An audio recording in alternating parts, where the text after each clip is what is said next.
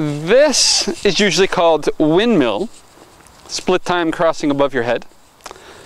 And this, some people call watermill. You can also call it split time hip reels. But if we're going to call this windmill, makes sense. Let's call this watermill.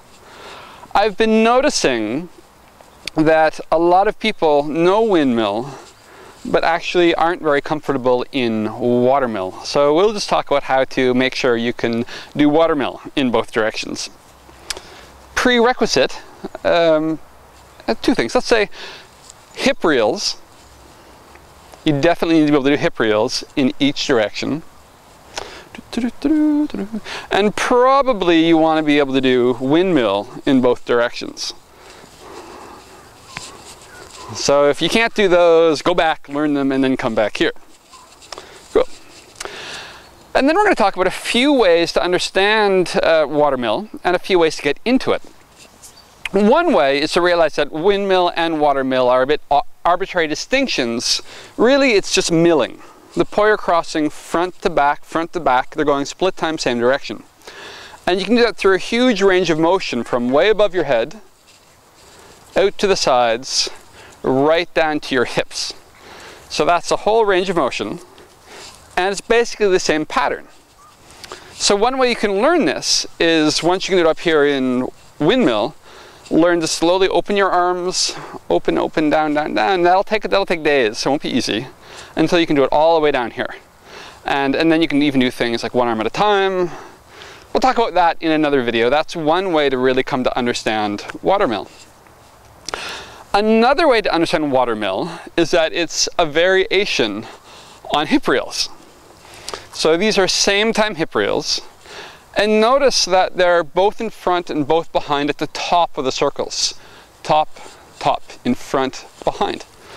So you can also, as they come across the front or behind, since your right poi is leading, you can give it a boost until it's leading front, back, right, left, right, left, right, left, right, left. And you've come to split time hip reels. Then some people have trouble with that because in the beginning people tend to be stuck on the downswing of the poi. And at the top it's going right, left, but at the bottom it's going toes, heels, left, right, left, right, left, right, left, right. Down at your toes and heels, the left is leading, and that can be a bit confusing. Especially since a lot of people don't know about the missing reels. That's right. The missing reels comes back to this idea that you're doing your split time hip reels. At the top they're both in front, both behind, both in front, both behind. If you do it and look down at your toes and heels though, at the bottom, at the downswing, one's in front and one's behind. So your left's at your toes and your right's at your heel, and vice versa. So there's a variation of the reels people almost never do, which is this. Which is at the bottom they're both at the toes, and then both at the heels. So you can start here, you can go toes, heels, toes. It's going to be really weird at first because it's weird. Both toes, heels, heels, heels, heels. I call this the missing reels because almost nobody ever does it. G does. G showed me, I think. Yeah, I think it was G who showed me. Oh no, it was Andy. Andy first showed me this. Then as you go past your toes, you let the left give a boost. It goes left, right, left, right, left, right, left, right, left, right, left, right. That's another way to get into split time hip reels, aka watermill. And it also teaches you the missing reels, which is pretty cool. Either way, once you've got the hip reels, the split time hip reels, watermill, and you can go up here, windmill, then you'll have a lot more freedom with poi. But just make sure you get it both ways, both of them, windmill and watermill. Really make sure clockwise and counterclockwise, or else of course you won't be able to turn, which makes poi spinning much less fun than poi spinning with turning.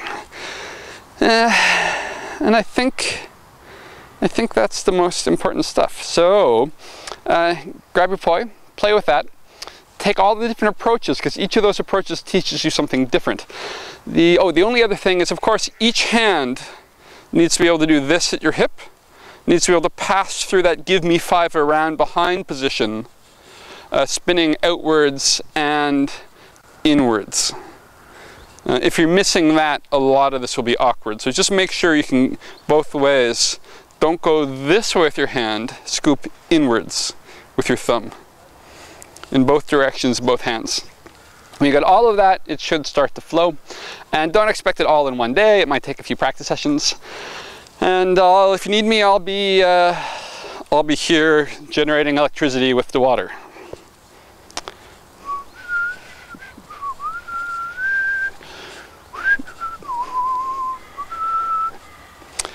It's boring being a watermill.